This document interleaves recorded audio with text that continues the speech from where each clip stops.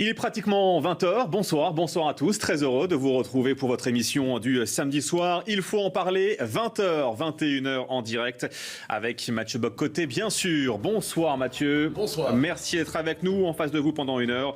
Il y a Arnaud de Vatrigan, bonsoir. Cofondateur de l'Incorrect. Vous pouvez déjà réagir sur les réseaux sociaux avec un hashtag IFEP pour Il faut en parler. Dans quelques minutes, notre invité, votre invité, Mathieu, sera Marion Maréchal, directrice de l'ICEP à Lyon. On parlera avec elle, bien sûr, de toute l'actualité. Votre entretien, c'est dans les toutes prochaines minutes à suivre, bien sûr, sur CNews. Mais d'abord, revenons ce soir sur les déclarations polémiques de Gaëtan Maty sur ses réseaux sociaux. Cet humoriste, vous le savez sûrement, a provoqué une vague d'indignation en plaisantant sur une machine à voyager dans le temps qui lui permettrait de s'assurer de la présence de Éric Zemmour et de ses partisans au Bataclan le soir de l'attaque terroriste du 13 novembre 2015. J'avais pensé au Stade de France, mais l'attentat a échoué, ajoute-t-il. Mathieu Bock-Côté, que vous inspire ce commentaire qui apparemment relèverait donc, si on comprend cet humoriste, de l'humour? Ah oui, l'humour permet tout aujourd'hui. C'est grâce à l'humour que les humoristes de France Inter, par exemple, peuvent accuser, dire d'Alain Finkielkraut qu'il est victime de sénilité précoce, de dégénérescence. C'est sous le signe de l'humour. C'est sous le signe de l'humour qu'à France Inter aussi, on a pu mimer une scène d'agression sexuelle sur Charlotte Dornelas. Ah, c'était de l'humour, encore une fois.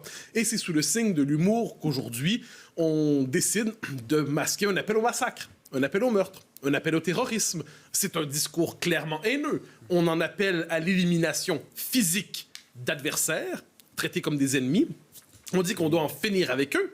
C'est un appel haineux. Et je me dis surtout que si cette blagounette avait concerné n'importe quelle autre figure de la vie politique, avait concerné, je ne sais pas, un imam, avait concerné un ministre d'Emmanuel Macron, avait concerné Emmanuel Macron, l'ensemble du pays se serait mobilisé, on aurait marché au nom de la République, on aurait probablement sorti les chandelles de manière préventive, on aurait dit que c'est scandaleux. Mais puisque la personne à qui on réserve ce sort et ses partisans, le sort qu'on leur réserve, c'est finalement dans le camp des méchants, eh bien très peu de gens s'indignent sérieusement. Mais Mathieu, il s'est excusé quand même, cet humoriste. Il dit ceci: il semblerait que j'ai écrit une blague qui m'a légèrement dépassé. Non, mais il ne faut pas nous prendre pour des imbéciles non plus. C'est-à-dire, c'est un appel au meurtre. Évidemment, on comprend que de son point de vue, c'est une blagounette. Mais ce qu'on comprend aussi, c'est que dans son univers mental, on peut en appeler au carnage et que ça relève de l'univers de la blague. On comprend qu'à travers ça, et moi, ce que je vois à travers ça, c'est très clair, c'est un aveu, c'est une confession. Pas dans les excuses, dans la blague. Au fond de lui-même, et je dirais au fond d'eux-mêmes pour cette mouvance-là, ils n'acceptent pas les règles élémentaires du pluralisme politique. Ils n'acceptent pas l'existence du désaccord dans la cité. Ils n'acceptent pas d'avoir à débattre avec quelqu'un. Alors, la forme minimale de ce refus du débat, c'est traiter quelqu'un d'extrême droite sans arrêt, raciste, extrême droite, raciste, extrême droite. Ensuite, on va le faire taire. C'est se demander régulièrement sur les ondes pourquoi donne-t-on la parole à ces gens. On ne devrait pas les accepter à la télévision, à la radio. Leur propos est absolument inacceptable. Et là, il y a comme une espèce de cap qui a été franchi symboliquement, l'appel au massacre. Évidemment, on comprend qu'il ne veut pas utiliser un pistolet. Mais ce qu'il nous dit finalement, c'est qu'on est dans l'appel au massacre, on est dans cette idée que ces gens-là ne devraient pas exister et on peut faire une blague sur leur disparition. Comment interpréter cette déclaration de manière un peu plus globale et générale? On est quoi? On est face à de la haine pure, tout simplement? C'est ça qu'il faut comprendre ce soir? Je crois que c'est de la haine pure et ça annonce aussi, et ça il faut voir les choses très lucidement, le retour de la violence politique. Le retour de la violence politique dans les sociétés occidentales est inévitable. Et je le dis avec une grande tristesse. Qu'on traverse l'Atlantique un instant. Quand on voit dans les campus américains, il y a des événements qui sont organisés, des conférences, et là, la mouvance Antifa ou l'extrême gauche décide de faire des menaces, nous allons perturber l'événement, nous allons l'empêcher de se tenir, c'est inacceptable ce qui se passe là.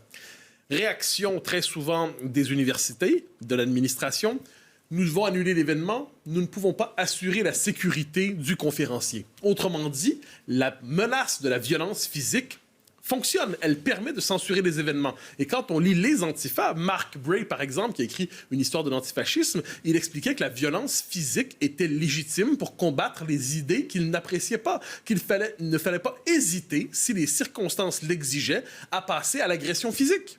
C'est théorisé. Donc, inévitablement, on y bascule peu à peu. Qu'on regarde ce qui s'est passé en Corse aujourd'hui, sur un autre registre, des gens considèrent que c'est à ce point inacceptable d'entendre quelqu'un qui ne pense pas comme eux, Éric Zemmour dans les circonstances, qu'on se donne le droit d'agresser d'une manière ou de l'autre, d'insulter, de se comporter de manière presque violente envers les partisans de l'autre camp. Et ensuite, dans les médias, on dit échauffouré. Non, il y a des gens qui attaquent et d'autres qui se défendent. Donc, je pense que la tentation fanatique, quand le fanatisme est de retour dans nos sociétés, il s'invite. Il ne prend pas que le visage de l'islamisme, il faut le dire. Il prend le visage aussi de ces gens qui sont à ce point convaincus d'être dans la vertu, ils ont comme la révélation d'une vertu supérieure qu'ils se permettent d'en appeler au massacre sous le signe de la blague. On comprend pourtant qu'un cap symbolique a été franchi, il faut le nommer, et quant à ses excuses, on peut lui dire qu'il peut en faire ce qu'on veut. Ça veut concrètement dire que la violence politique qu'on a pu connaître déjà est bel et bien de retour. C'est ça aussi qu'il faut comprendre. Moi, je crois que nous quittons peu à peu la parenthèse de la culture démocratique libérale. Et ça, je le dis encore une fois avec tristesse, nous avions espéré que la violence politique serait refoulée dans les marges, qu'elle serait désormais contenue dans les marges, ce ne serait plus qu'une tentation mineure, une espèce d'une violence anecdotique qui n'existerait plus. Or, il se pourrait que les conditions de la délibération publique, les conditions du désaccord civilisé se soient effondrées ou soient en train de s'effondrer. Et de ce point de vue, la mécanique du totalitarisme, la mécanique de l'annihilation de l'adversaire, programmer la disparition de l'adversaire, il se pourrait que cela revienne, que le fanatisme reprenne ses droits. Cet humoriste n'est pas d'abord un humoriste, c'est un fanatique. Il peut oui, je ne doute pas que c'était une blague, mais il a légitimé de manière parfaitement odieuse par ailleurs, à travers le souvenir du Bataclan, l'appel à la disparition du camp d'en face. Arthur de Vatrigan, votre sentiment à vous ce soir? C'est la preuve qu'une nouvelle ère bien plus radicale s'ouvre, comme le disait Mathieu. En fait, on est sorti d'une époque post-mur de Berlin, qui était une époque de gouvernance, où la politique se résumait à de la gestion et on faisait globalement consensus. Parce que les débats, c'était entre centre-droit et centre-gauche, c'était pas très violent. Aujourd'hui, il y a des vrais clivages qui se reforment, et c'est pour ça qu'en effet, Mathieu disait que ça va plus loin que l'islamisme. Oui, ça va plus loin que l'islamisme. Il y a des vrais clivages qui se reforment, le consensus n'existe plus, et il y a la violence qui arrive, qui est dans les mots et dans les actes. Mais pourquoi ces clivages se reforment? C'est parce que le réel pose des questions qui sont beaucoup plus importantes que les questions qu'on se posait il y a 20 ans. Ce sont des questions qui sont civilisationnelles. Et donc, à partir du moment où vous avez ces questions-là, il y a un fossé qui est encore plus béant. On a un clivage qui est encore plus fort, qu'on peut même se poser la question de est-ce que ces deux camps-là qui cohabitent vont pouvoir cohabiter longtemps ensemble. Et on parle souvent de guerre civile. On accuse Éric Zemmour de susciter ou de vouloir la guerre civile. Mais en fait, je pense qu'il observe juste un phénomène qui existe aujourd'hui, c'est qu'il y a des camps qui s'opposent tellement farouchement, avec des antagonismes tellement forts qu'on ne sait pas s'ils vont pouvoir se cohabiter au même endroit. Et évidemment, on voit, Mathieu rappelait, une partie de la gauche qui revendique l'utilisation de la violence pour arriver à des fins politiques, les fanatiques woke. On a vu un peu une partie de Black Lives Matter aussi. On a vu évidemment les antifas. Et le problème, c'est qu'aujourd'hui, la violence des mots qui étaient circonscrits aux réseaux sociaux arrive dans le réel, et c'est Samuel Paty. Mathieu Bocoté. En fait, moi, je suis persuadé d'une chose. Le jour où Éric Zemmour sera agressé physiquement, et c'est une possibilité, on s'entend, il y a des policiers qui le protègent, on va en trouver plusieurs pour dire « il l'aura bien cherché ». On va le voir, c'est inévitable. Quand on décide d'hitlériser l'adversaire, de le nazifier, de le fasciser, j'ai entendu Olivier Faure aujourd'hui expliquer que Éric Zemmour, c'est le fascisme. Si c'est vraiment le fascisme, il faut entrer en résistance. Et donc on devine que Olivier Faure en appelle à prendre les armes, probablement, si Zemmour remporte la présidentielle. Alors, il faut être sérieux. Quand on utilise ce vocabulaire-là, quand on animalise l'adversaire, eh bien, c'est la conséquence que des gens prennent ça au sérieux. Et j'aurais envie de poser la question que d'autres posent. Qui est véritablement haineux dans ce pays? Ceux qui s'inquiètent de l'immigration massive, qui s'inquiètent pour l'avenir de l'identité de la France, qui cherchent à prendre des mesures politiques dans le cadre de la politique de la démocratie libérale, ou ceux qui s'autorisent désormais de tels fantasmes? Qui est haineux dans les circonstances? Il va falloir parler de la gauche haineuse. Assez rapidement, Mathieu Bocoté, tout ce qu'on vit actuellement, tout ce qu'on décrit ce soir, est-ce que c'est véritablement surprenant? Ou malheureusement, il fallait s'y attendre? Non, je pense que c'est inévitable. Comme je dis, lorsqu'on diabolise à outrance, lorsqu'on se permet véritablement de transformer en monstres ses adversaires, lorsqu'on n'accepte plus la possibilité du débat, lorsqu'on s'autorise toutes les violences verbales, inévitablement, quelqu'un se permet de faire un pas de plus, et ce pas de plus, il a été fait aujourd'hui. Voilà donc pour le thème sur Éric Zemmour et sur cet humoriste qu'on voulait mettre en avant ce soir. L'autre thème, avant de recevoir Marion Maréchal sur ce plateau en direct dans quelques instants, c'est le tribunal constitutionnel de Pologne qui s'est prononcé jeudi contre la suprématie absolue du droit communautaire européen. Cette décision, vous le savez, historique, pourrait menacer bel et bien le financement de la Pologne par l'UE, voire l'appartenance du pays au fameux groupe des 27. L'événement, Mathieu, est-il aussi important qu'on veut bien le dire? Encore plus. encore plus, c'est un conflit de légitimité qui vient de s'ouvrir ici. À partir d'une conception de l'Europe, est-ce que l'Europe repose d'abord sur les États-nations qui s'y associent librement sans aliéner le fond de leur souveraineté, ou est-ce qu'une forme politique nouvelle s'installe à travers l'Union européenne? Une forme nouvelle, mais très ancienne. Et c'est ce qui se passe. C'est la figure de l'Empire. C'est la figure de l'Empire qui se déploie aujourd'hui, un empire très autoritaire par ailleurs. Lorsqu'on dit on doit couper les fonds des Polonais, qu'est-ce qu'on nous dit à travers ça? On nous dit qu'il faut mater la province rebelle. Il faut mater la province rebelle de l'Empire qui n'accepte pas la souveraineté impériale de Bruxelles. Et je crois qu'on a un conflit de légitimité et c'est la vertu au-delà des formules sur le Polexit que je pense, après le Brexit polonais. Au-delà de cette formule qui me semble un peu rapide, c'est qu'on va se poser désormais à l'intérieur de l'Union européenne la question de la part de la souveraineté nationale, de la part de la souveraineté populaire. Est-ce qu'il s'agit d'une souveraineté résiduelle qui n'est plus en droit d'opérer, qui doit fonctionner dans le périmètre étroit de la gestion définie et délimitée par les européistes, ou est-ce qu'on doit prendre prétexte de cela pour redonner une vitalité à la souveraineté nationale? Est-ce que c'est surprenant que ça nous vienne de l'Europe de l'Est? Ah, surtout pas. Et c'est ça qui est passionnant à travers ça. C'est une expérience du 20e siècle qui n'est pas du tout la même. Le 20e siècle, les Européens de l'Est ont appris au 20e siècle, en fait, bien avant, ils l'avaient fait, à se méfier des empires. Ils se souviennent de Moscou. Ils se souviennent de la doctrine de la souveraineté limitée théorisée par Brejnev, qui consistait à dire que les États, les pays d'Europe de l'Est avaient une autonomie, une souveraineté limitée dans les paramètres donc, du bloc de l'Est et dans la soumission aux principes du communisme. Eh bien, ce que les Européens de l'Est voient aujourd'hui, lorsqu'ils se tournent vers l'Ouest désormais, ils voient une tentation impériale. Ce n'est pas la même, évidemment. Il n'y a pas le goulag, il n'y a rien de tout ça. Mais eux-mêmes qui sont très jaloux de leur souveraineté. Leur histoire est une histoire pour conserver leur souveraineté, leur indépendance, pour reconquérir leur indépendance après l'avoir perdue, leur identité. Ils ont une conception beaucoup plus enracinée de l'identité nationale. Quoi qu'on pense des gouvernements en place en ce moment, il y a un autre rapport à l'Europe qui se joue, un autre rapport à la souveraineté, un autre rapport aux libertés. Et c'est ce qui se voit. Donc, de ce point de vue, l'Europe de l'Est porte une autre expérience de l'histoire que le 20e siècle de l'Europe de l'Ouest, et ça se traduit politiquement dans le rapport à Bruxelles. Arthur, dans quelques instants, mais c'est ce que Milan Kundera appelle le combat des petites nations. Ah, les petites nations, c'est un combat magnifique. Ouais. C'est-à-dire, vous savez, le propre des grandes nations comme la France, la Grande-Bretagne, c'est qu'ils se croient appelés à commander la marche du monde. D'ailleurs, c'est arrivé un moment dans leur histoire. Bon. Les petites nations, c'est tout autre chose. Elles ne sont intéressantes que pour elles-mêmes. Les petites nations se battent pour défendre leur identité, qui est toujours considérée, vue de loin, comme un résidu ethnique, folklorique, sans intérêt. Mais quand on voit le monde du point de vue des Polonais, quand on voit le monde du point de vue des Estoniens, des Lettons, des Hongrois ou des Québécois, quand on voit le monde à partir de la position d'une petite nation, on n'accepte pas d'être traité comme un résidu provincial archaïque à l'échelle de l'histoire. On croit que son point de vue est légitime. Mais du point de vue de l'Empire européiste, on considère que la résistance des petites nations, c'est comme des petites provinces rebelles insignifiantes qu'il faudrait mater. Il y a peut-être plus de courage et de liberté politique dans ces petites nations que chez ceux qui prétendent défendre la démocratie en voulant mater les rebelles. Arthur de Vatrigan. Ce qu'il faut bien comprendre, en fait, c'est que Bruxelles, c'est le pays, c'est le royaume des lobbies.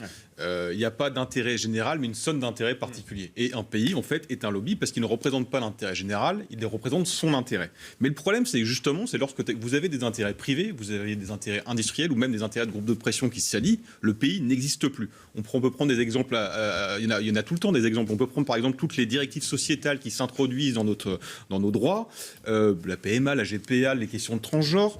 On voit comment ça s'infiltre dans le droit français. Tout simplement, c'est parce que vous avez à Bruxelles un nombre d'employés, de personnes qui sont payées ou de personnes qui peuvent être manipulées par des lobbies, en l'occurrence les lobbies LGBT, qui sont bien plus importantes en nombre que les représentants des Français, des Polonais ou des Hongrois. Et donc lorsque vous avez dans chaque réunion à chaque fois une personne d'un lobby qui est représentée, eh ben, il est là pour pousser son idée, il est là pour pousser son idéologie. Je ne connais pas, il faudrait qu'on prenne précisément tous les chiffres, mais pour peut-être 1000 personnes d'un lobby, vous avez 30 représentants d'une nation. Donc forcément, l'idéologie gagne derrière. Et Mathieu le rappelait, lorsque un pays s'y oppose, comme par exemple la Pologne, on brandit tout de suite l'argument financier de on va vous priver des 24 milliards de subventions qu'on vous doit. Et donc en fait, l'Europe, c'est juste une machine à racheter de la souveraineté. J'ai une question importante. Qui sont les véritables Européens, Mathieu? Ah, je crois que c'est la question la plus fondamentale. Ah oui, parce que l'Union européenne se construit dans le déni de la civilisation européenne. Ouais. On oublie, soit dit en passant, que l'Europe, la civilisation européenne a inventé une forme politique qui permettait de conjuguer l'universel et le particulier, l'identité et la liberté. Ça s'appelle l'État-nation.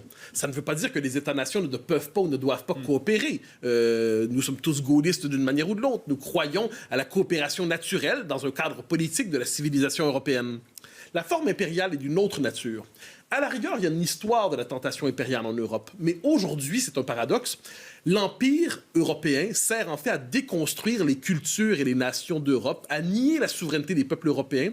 Et on peut revenir d'une certaine manière à une formule de Louis Pauwels au moment du référendum de Maastricht qui disait « Il y a les européistes et les Européens ». Les européistes, en fait, nous proposent un projet qui usurpe la belle référence à l'Europe, la magnifique référence à l'Europe, pour proposer toute autre chose qu'on appellerait aujourd'hui une société, le régime diversitaire, le multiculturalisme à outrance, la sacralisation d'une certaine conception des droits qui vient abolir la souveraineté populaire, la souveraineté nationale, une conception de la libre circulation des populations qui vient abolir le droit des peuples à maîtriser leur immigration. Et de l'autre côté, il y a les Européens qui sont fidèles à une certaine idée de l'Europe, une certaine idée de cette civilisation. Il est possible qu'aujourd'hui, les petites nations d'Europe de l'Est soient davantage fidèles à cette conception de la civilisation européenne que les ardents européistes de Bruxelles et ceux qui les servent.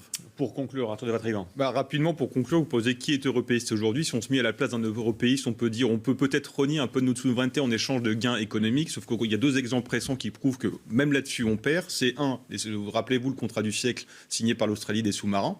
Le contrat a été rompu et l'Allemagne, qui est notre partenaire principal, qu'est-ce qu'ils ont fait? Ils ont à peine soutenu du bout de lèvres et le lendemain, ils signent un contrat avec l'Australie. Et l'autre chose, c'est la fusée Ariane 6, donc qui a un partage industriel de capacité spatiale. On sait qu'on n'a plus d'industrie en France, sinon l'industrie aérospatiale, parce qu'on fabrique le moteur. Et qui est la seule différence entre Ariane 5 et Ariane 6, c'est le moteur concret, un savoir-faire français. Et là, on a appris récemment que ce moteur-là, qui va s'appeler Vinci, qui est fabriqué dans l'heure, a été transféré en Allemagne. Donc même là-dessus, on perd. Pour conclure sur ce thème, Mathieu, ce soir? Je pense qu'en dernière instance, il nous faut retrouver le point de vue des petites nations pour penser l'Europe. Il est possible que la France puisse elle-même apprendre à se penser comme petite nation, surtout dans le monde qui est le nôtre aujourd'hui. Il faut en parler jusqu'à 21h en direct avec vous. Dans quelques instants, vous recevez sur ce plateau Marion Maréchal, directrice de l'ICEP à Lyon. Nous avons beaucoup de questions à lui poser. Marion Maréchal sera avec nous dans quelques instants. On marque une courte pause et on revient. Vous restez avec nous. On est ensemble et en direct jusqu'à 21h. Nous sommes samedi soir, il faut en parler jusqu'à 21h en direct. Merci de nous rejoindre à l'instant sur CNews. Votre invité ce soir, Mathieu Bock-Côté, nous recevons Marion Maréchal. Bonsoir. Bonsoir. Merci d'être avec nous. Vous êtes directrice de l'ICEP à Lyon. Pourquoi avoir fait le choix d'inviter ce soir Marion Maréchal? Parce qu'on assiste en ce moment à une espèce de phénomène politique, d'explosion de la vie politique en France avec le phénomène Zemmour, qui fait éclater les partis, à tout le moins qui laisse croire qu'il peut changer complètement la donne. Et je crois que vous êtes probablement une des meilleures pour interpréter ou nous aider à comprendre ce phénomène. Alors je vous lance tout simplement cette question. De quelle droite Éric Zemmour est-il le porte-parole ou le nom en ce moment? Est-ce que c'est vraiment la droite qui revient? Et si c'est vraiment la droite qui revient, de quelle droite s'agit-il? Alors lui se dit de la droite gaulliste, ce qui RPR. pour moi est une référence un peu éculée, parce qu'en fait il y a 66 millions de gaullistes dans ce pays, donc malheureusement c'est devenu relativement flou. Mais ce qui est intéressant, je trouve, dans cette filiation, et qui pourrait me sembler assez juste, c'est que je crois que De Gaulle était une synthèse. Vous savez, il y a la classification habituelle des trois droites de René Raymond, donc les légitimistes, les bonapartistes, les orléanistes. Alors si on devait adapter, je pense, ces trois courants, on pourrait dire que les légitimistes aujourd'hui sont les conservateurs, que les bonapartistes sont les populistes au bon sens du terme, et que les orléanistes sont les libéraux. Et je crois que la force qu'avait à l'époque De Gaulle, c'est qu'il a su plaire aux trois. C'est-à-dire qu'il a plu aux légitimistes parce qu'il était attaché à la famille traditionnelle, aux valeurs catholiques, à la subsidiarité, aux provinces, ce qui est moins le cas, on va dire, d'Éric Zemmour, mais il a su plaire aux bonapartistes parce qu'il incarnait l'autorité, la verticalité, parce qu'il était attaché à l'État fort et à l'État stratège, parce qu'il était attaché à la démocratie directe, un peu comme la démocratie plébiscitaire de Napoléon, parce qu'il y avait l'amour de la grande France. Et puis il plaisait aussi aux orléanistes parce qu'il y avait cette ardeur réformatrice, il y avait cette vision industrielle, il y avait le sérieux budgétaire, il y avait l'attachement quand même aux libertés fondamentales et individuelles, et puis la liberté de la presse, la liberté de manifester, la liberté éducative, la laïcité. Et pour toutes ces raisons, c'est vrai que De Gaulle, je pense, n'était pas enfermé, contrairement à ce qu'on pense, dans un de ses courants. Et j'ai le sentiment qu'Éric Zemmour, même si lui, je pense, aimerait bien qu'on dise qu'il est la droite bonapartiste, en réalité tente un petit peu cette synthèse, et c'est peut-être en cela que la filiation, si je puis dire, est juste avec De Gaulle. Alors, il y a eu depuis plusieurs années en France une volonté de penser le clivage politique autrement qu'à travers la matrice gauche-droite. On a eu souverainiste mondialiste, identitaire, multiculturaliste ou diversitaire. Toute une série de clivages se sont additionnés. Et finalement, est-ce qu'on n'assiste pas aujourd'hui, à travers sa candidature, un retour finalement dans sa forme la plus offensive du clivage gauche-droite, avec une droite peut-être moins pénitente qu'autrefois? Oui, vous avez raison. Et d'ailleurs, il y a un peu de vrai dans tous ces clivages. Et il y a du vrai aussi quand on dit que la droite et la gauche est un clivage qui a pu ou semble dépasser, tout simplement parce que le parti qui a incarné la droite et le parti qui a incarné la gauche, à savoir d'un côté l'ex-UMP et le PS, finalement, bon an, mal an, menaient peu ou prou les mêmes grandes politiques. Donc il y avait une grande confusion. Mais c'est vrai que, vous savez, il y a deux niveaux en politique. Il y a le monde des idées, qui est un monde large, passionnant, où on peut établir en effet tous ces nouveaux clivages, ces fractures entre mondialistes, populistes, voilà. Et puis il y a le monde politique qui est opérationnel. Et il se trouve que tous les clivages que l'on décrit là, c'est-à-dire mondialistes contre patriotes, populistes, sont des choses dont les Français ne se sont pas emparés. Personne, par exemple, ne se définit localiste en France, comme personne va dire « je suis un mondialiste ». Donc en fait, les seuls clivages, la seule définition qui reste à peu près claire dans l'esprit des gens, parce que globalement, la droite, c'est quoi? Ça renvoie à la nation, l'autorité, la tradition, la culture, la défense de la culture historique du pays. Pour toutes ces raisons, c'est vrai que je comprends qu'Éric Zemmour, en tout cas, se réempare de ce terme, parce que manifestement, c'est celui qui, encore aujourd'hui, est le plus clair. Et c'est vrai qu'il s'en empare avec une absence totale de complexe. Ce qui est assez intéressant, parce que c'est vrai que pendant des années, la droite s'est laissée imposer le cadre moral de la gauche, et elle n'a même pas souhaité mener cette bataille en réalité idéologique et culturelle. Pour moi, la droite a été coupable tout simplement parce qu'à partir des années 60, elle s'est contentée d'être une droite des affaires, elle avait l'argent et les patrons, et puis finalement la gauche avait la culture et avait l'éducation nationale, et tout ça marchait bien. Et puis, elle s'est rendue compte, je pense d'ailleurs notamment au moment de la Manif pour tous, qui, je pense, a été un détonateur, une forme de prise de conscience d'une partie de la droite, que c'était trop loin et qu'il fallait donc maintenant mener cette bataille et ne plus se laisser imposer la lecture morale de la gauche sur tous les plans, y compris sur le plan historique. On reproche beaucoup à Éric Zemmour de parler d'histoire, alors que l'histoire n'est pas censée être la politique. Mais d'une certaine manière, il n'a pas totalement tort, parce que pourquoi aujourd'hui la gauche a cette puissance, cette capacité à imposer sa morale? Parce qu'elle a écrit l'histoire à son avantage, que ce soit au moment de la colonisation. Aujourd'hui, on a le sentiment que la colonisation a été une œuvre de la droite française. Or, c'était une œuvre de la gauche française républicaine universaliste. On a oublié la résistance de droite, on dirait certains d'extrême droite royaliste, qui était la première résistance au moment de la Seconde Guerre mondiale, pour ne retenir plus que celle des communistes. On a oublié d'ailleurs l'attitude de la gauche qui s'est compromise avec les indépendantistes criminels du FNL au moment de la guerre d'Algérie. Et donc, d'une certaine manière, apporter de la nuance, y compris sur le plan historique, c'est permettre de sortir de cette culpabilité et donc de ne plus raisonner dans le logiciel de la gauche. Alors, vous évoquez ce qu'on pourrait appeler la guerre culturelle, c'est-à-dire la guerre des représentations, la guerre pour forger l'univers mental à travers lequel un pays se déploie. On a beaucoup répété ces dernières années qu'il y avait une forme de basculement d'hégémonie. On disait finalement la gauche a perdu son hégémonie, la droite était capable de se faire entendre, désormais c'est elle qui dicte l'agenda. Mais est-ce que sur le fond des choses, l'hégémonie culturelle ou idéologique de la gauche, au-delà du discours médiatique, n'est-elle pas ancrée dans un appareillage institutionnel? L'école, l'université, les médias, quand même, il faut bien le dire, une partie de l'administration. Et de ce point de vue, est-ce que le pouvoir idéologique de la gauche, son hégémonie, au-delà des évolutions électorales, au-delà de la percée de tel ou tel polémiste, est-ce qu'on ne peut pas dire que le contrôle des institutions culturelles productrices de légitimité demeure dans les mains de la gauche, quelles que soient les variantes de cette gauche? Si, très majoritairement, la gauche détient les leviers de pensée dans le pays, et pas qu'en France, hein, d'ailleurs, y compris parfois des pays où on pourrait être plus surpris. Quand je me suis rendue récemment en Hongrie ou en Pologne, l'université, le monde de l'enseignement supérieur est aussi en grande partie tenu par la gauche, donc ça n'est pas le propre des pays dont on pourrait imaginer que les gouvernements sont à gauche. Donc voilà. Donc les leviers de pensée, les médias, les cultures, l'éducation sont majoritairement à gauche, mais indéniablement, aujourd'hui, cette hégémonie est bousculée. Et d'ailleurs, le seul fait d'être bousculé suffit à créer une espèce d'hystérie générale qui les pousse parfois même à vouloir interdire la simple existence d'un pluralisme d'opinion. Aurions-nous pu avoir ce débat, vous et moi, il y a 10 ans? Je n'en suis pas tout à fait sûre.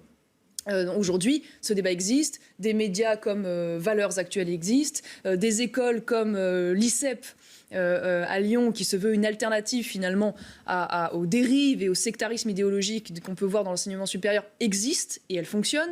Donc tout ça est quand même la démonstration qu'il y a aujourd'hui une bataille qui a été acceptée. Voilà. Une bataille qui a été acceptée par la droite, qui n'est pas à armes égales. C'est un peu David contre Goliath, mais bon, vous savez comment finit la guerre entre David et Goliath. Vous avez évoqué tout juste les pays d'Europe de l'Est. Oui. Vous étiez de passage, je crois, en Hongrie il y a quelques jours ou quelques semaines. Est-ce que la France a quelque chose à apprendre aujourd'hui des petits pays d'Europe de l'Est? Normalement, la France se veut rarement à l'école de la Hongrie, de la Pologne, de la République tchèque, de la Slovaquie, de la Croatie, et ainsi de suite. Est-ce que la France a quelque chose à apprendre aujourd'hui de cette part de l'Europe qui est normalement vue comme retardataire ou simplement folklorique? Oui, c'est intéressant parce que quand on regarde l'histoire de la Hongrie, notamment, mais aussi de la Pologne, des histoires tourmentées, souvent prises en étau entre différents empires, que ce soit les empires russes, l'empire ottoman, l'empire allemand. Et donc de ce point de vue-là, c'est vrai que c'est des pays qui ont vécu dans leur chair cette menace existentielle quasi permanente. Ce que n'a pas nécessairement vécu de manière aussi continue, si je peux dire, ou de manière aussi récurrente la France en ce qui concerne la métropole, même si bien sûr on a pu être envahi, mais notamment sur le plan de la colonisation islamique, on n'a pas vécu les choses de la même manière, si ce n'est jusqu'à Poitiers, mais voilà, cette menace permanente, je pense, déjà leur fait appréhender le réel différemment. Ils ont cette sentiment de vulnérabilité existentielle. La deuxième chose, c'est que ce sont des pays qui ont connu le totalitarisme. Enfin, même Orban lui-même a été un militant anticommuniste. Il l'a vécu. Il a lui-même été arrêté. Donc, si vous voulez, ce risque-là est encore extrêmement présent dans les esprits. Il me semble beaucoup plus lointain en France. Donc, c'est vrai que je pense que ce sont des pays qui sont plus viscéralement attachés à leur liberté, à leur souveraineté de ce fait-là. Ensuite, c'est intéressant parce que ce sont des pays qui sont plus petits démographiquement que la France. C'est autour de 12 millions d'habitants, par exemple, pour la Hongrie, donc c'est quasiment l'équivalent de l'Île-de-France. Et pourtant, c'est des pays qui ont su faire entendre leur voix dans le concert européen, parce qu'ils ont su, notamment avec le groupe de Visegrad, créer des alliances et donc accepter le bras de fer avec la Commission européenne pour ne pas se laisser imposer des décisions contre la vie de leur population et contre leur souveraineté. Donc il y a indéniablement un exemple dans à la fois la méthodologie, la volonté politique. Si ces pays-là arrivent à faire entendre leur voix, pourquoi la France, pays fondateur de l'Union européenne, n'arriverait-elle pas à le faire? Est-ce que pour vous, Orban peut être un exemple pour la France? De ce point de vue-là, oui. Après, vous savez, moi, en tant que je suis attachée à l'idée européenne, mais je suis attachée à l'idée européenne dans sa diversité. Donc, je pense que chaque pays a sa singularité culturelle, historique, un certain rapport à la religion. Moi, tout ce que je constate, c'est que je pense qu'il y a beaucoup de gouvernants d'Europe de l'Ouest qui aimeraient bien avoir les scores aux élections d'Orban. Donc, sa légitimité démocratique. Donc, en tout cas, ce qui est intéressant, une fois de plus, c'est cette capacité à ne pas se laisser imposer un diktat. Et ce qui est intéressant d'ailleurs, c'est de regarder le deux poids, deux mesures de l'Union européenne de ce point de vue-là. On parlait récemment, de la décision de la Cour constitutionnelle polonaise qui expliquait qu'il y avait une primauté du droit polonais sur le droit européen. L'Allemagne, la Cour constitutionnelle allemande, souvenez-vous, en 2020, n'a pas fait autre chose. Lorsqu'elle a critiqué la décision de la BCE, la politique de quantitative easing, qui était censée également être anticonstitutionnelle. Eh bien, ce qui est amusant, c'est que face à cette décision allemande, l'Union européenne a fait quelques remontrances, mais bon, ça n'est pas allé plus loin. Face à la Pologne, elle agite le spectre de sanctions extrêmement graves et extrêmement lourdes. Donc on voit bien qu'il y a quand même quelque chose de très politique et que, en réalité, l'Union européenne est passée d'un projet démocrate-chrétien à un projet idéologiquement de gauche radicale progressiste, et que de ce fait-là, ils sont dans un combat politique et que les pays qui idéologiquement ne rentrent pas dans ce moule sont combattus et menacés. Sauf que, dommage pour eux, ces petites nations, comme on dit, qui ne sont pas si petites que ça, elles ne se laissent pas faire. Arthur de Vatrigan. Alors justement, la question, c'est est-ce que toutes ces questions que vous soulevez, ces problèmes que vous soulevez, peuvent être résolus avec les outils qu'on a actuellement, que ce soit les outils juridiques français ou européens. En gros, est-ce qu'on peut résoudre tous ces problèmes sans faire un Frexit, sinon juridique, au moins symbolique, sur toutes les questions de liberté, d'identité et de souveraineté?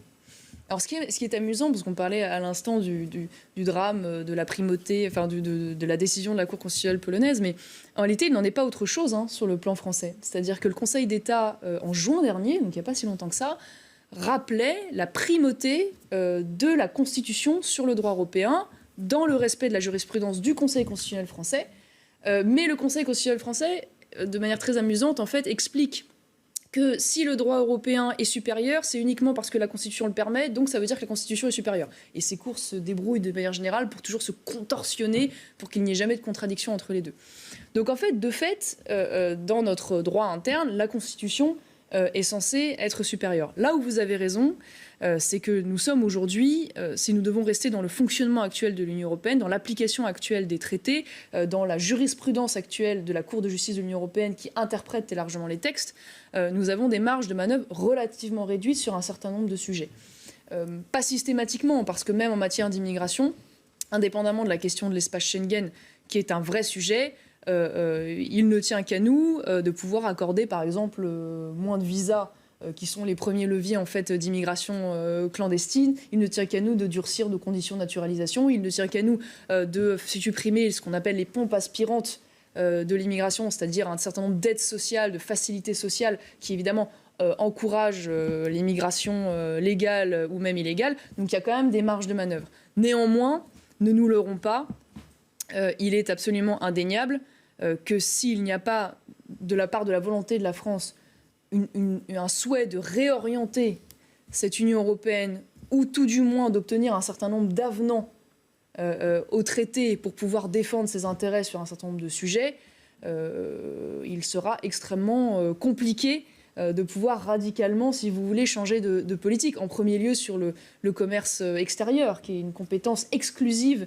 de l'Union européenne, et manifestement dans laquelle elle ne souhaite pas défendre à minima le marché européen de la concurrence étrangère, en particulier évidemment de la concurrence chinoise ou des pays d'Afrique du Nord. Je me permets de vous ramener sur la politique française un instant, sur la vie des jours présents, donc autour du phénomène Zemmour, qui, pour l'instant, à tout le moins c'est ainsi que je le comprends, construit sa candidature, sa crédibilité en plaçant au cœur de son projet la question de l'identité, la question de l'immigration, la question de la mutation démographique française, et ainsi de suite. Est-ce qu'on ne peut pas dire qu'il réintègre ici les thèmes que la droite populiste, je ne sais pas comment l'appeler exactement, donc le RN, avait laissé de côté ces dernières années dans l'espoir d'une grande alliance des populistes, cette espèce de flirt qu'il y avait pu avoir entre d'un côté le fantasme d'un flirt entre le RN et la France insoumise, dans une insurrection anti-européenne.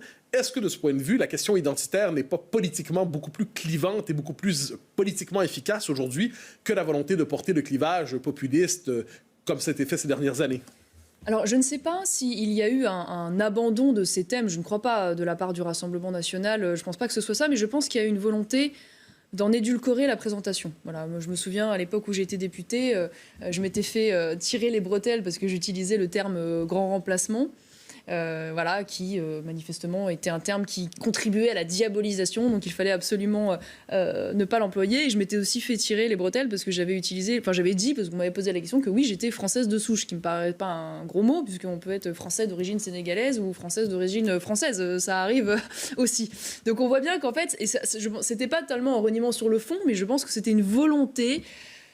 Oui, c'est ça, d'édulcorer pour apparaître plus respectable. Je pense que ça a été un peu cette logique aussi qui a prévalu quand on a expliqué qu'on ne quitterait pas la Cour européenne des droits de l'homme, alors que c'est vrai que Quand on regarde aujourd'hui la jurisprudence de la Cour européenne des droits de l'homme, on se rend compte que c'est une jurisprudence absolument délirante qui met à mal les intérêts français. Donc la question devrait pouvoir se poser parce qu'évidemment, politiquement, c'est toujours délicat et on pourrait présenter cela comme finalement une critique des droits de l'homme en général. Donc je crois que finalement, à une époque où on est dans une forme de radicalité, c'est-à-dire radicalité au sens un retour aux racines, mais une radicalité du discours parce que les problématiques auxquelles nous sommes confrontés sont radicales, sont terribles, sont des questions de survie culturelle, civilisationnelle. Eh bien, je pense qu'en fait, il n'est plus temps de chercher à édulcorer son discours et qu'il y a une prime à la parole directe, à la parole franche, à la parole assumée, aux gens qui ne reculent plus, voilà, et qui du coup révèlent un tempérament. Et je pense que d'une certaine manière, à travers les mots, on révèle aussi un tempérament, et les gens attendent un tempérament qui soit à la hauteur de l'enjeu. Je creuse sur cette question donc, de l'identité, de la démographie. Il y a quelques semaines, une étude de France Stratégie est parue et qui parlait d'une véritable mutation démographique sur l'ensemble du territoire français. François Hollande, qu'on ne peut pas soupçonner de complaisance pour la droite populiste, a déjà parlé d'une partition ethnique du pays, d'une manière ou de l'autre. Est-ce que vous craignez que d'ici quelques années, si la tendance ne s'inverse pas, et je ne dis pas dans un siècle ou deux, d'ici quelques décennies, on se retrouve dans une situation de partition ethnique objective telle du pays que la France doive consentir, en fait, à vivre dans cette espèce de dédoublement de la souveraineté, dédoublement de l'identité sur son propre territoire? Est-ce que vous prenez au sérieux une telle hypothèse que Zemmour appelle, je crois, la libanisation? Alors moi, je crois que la partition de fait, elle existe déjà, enfin, dans ce qu'on appelle les zones de non-droit, ou en tout cas celle des droits des caïds ou des islamistes, où il y a une forme de sécession culturelle qui s'est mise en place. On est face à une forme de partition. Alors de là à dire... à aller jusqu'à une indépendance de ces territoires ou une autonomie de ces territoires, on n'y est pas encore. Si tel était le cas aujourd'hui, indéniablement, l'État central français aurait le dessus et nous gagnerions ce qui pourrait s'apparenter à une guerre civile. Néanmoins, on ne peut pas écarter totalement l'hypothèse. Vous savez, c'est la démographie qui fait l'histoire dans le monde. Il suffit de remonter pas très loin, 98, 99, pas si éloigné de nous. On voit bien au Kosovo, ce pays majoritairement serbe orthodoxe, dont l'un des territoires a été sur plusieurs décennies de plus en plus habité par des Albanais musulmans, a perdu ce territoire. Alors certes, la différence notable et grande différence avec nous, c'est que nous ne sommes pas limitrophes d'un pays qui voudrait annexer une partie de notre territoire. Et puis a priori, l'OTAN ne va pas nous bombarder pendant plusieurs dizaines de jours pour empêcher l'État central de réagir. Mais néanmoins, quand vous voyez la dynamique démographique, vous l'avez rappelé à l'instant, un tiers des enfants en France qui naissent d'au moins un parent extra-européen, et ce chiffre est sous-estimé parce qu'il ne compte pas les 3e ou 4e générations, il est absolument évident qu'à un moment donné, si sur des territoires, vous avez une immense majorité ou exclusivité de la population qui vit selon des mœurs étrangères, selon une religion étrangère, il y aura probablement des aspirations à vivre à côté de la nation française. Après, je précise, je reviens juste là-dessus 2 secondes, parce que quand on parle d'identité, on a souvent tendance à limiter ça à la question de l'immigration et de l'islam. Moi, je pense que c'est important de dire que les personnes qui se battent pour l'identité ne s'enferment pas dans ce sujet-là. C'est-à-dire que l'identité, c'est un être au monde, c'est un certain rapport au monde. Et quand on parle, par exemple, parce qu'à chaque fois on est attaqué là-dessus, parce que soi-disant ce seraient des sujets qui seraient minoritaires, donc il ne faut pas s'en occuper. Quand on parle des sujets de bioéthique, quand on s'oppose, par exemple, à la marchandisation de l'être humain, à la gestation pour autrui, à la loi qui permet maintenant les embryons chimères, mi-homme, mi-animal pour la recherche médicale, d'une certaine manière, on défend une singularité culturelle qui est la nôtre, c'est-à-dire une certaine lecture de la dignité humaine, qui sont héritées, entre autres choses d'ailleurs, de notre héritage chrétien, qui n'est pas le même que les Chinois ou que les Indiens. Et donc je considère que s'emparer de ces sujets et défendre aussi le point de vue français, le rapport au monde français, le rapport à l'homme, à la dignité humaine dans ces sujets, c'est aussi d'une certaine manière un combat pour notre identité et pour la survie de notre singularité en tant que nation. Je reviendrai sur ces sujets juste dans un instant parce qu'ils sont essentiels, mais vous avez évoqué la question de l'assimilation des populations issues de l'immigration. J'entends plusieurs personnes dire qu'il faut en revenir à l'assimilation, qu'elle est essentielle, qu'elle est vitale. Mais est-ce que les conditions sociologiques et culturelles et démographiques aujourd'hui de l'assimilation existent encore, ou est-ce que l'assimilationnisme n'est plus qu'un discours accroché à une époque qui ne correspond plus à la réalité présente?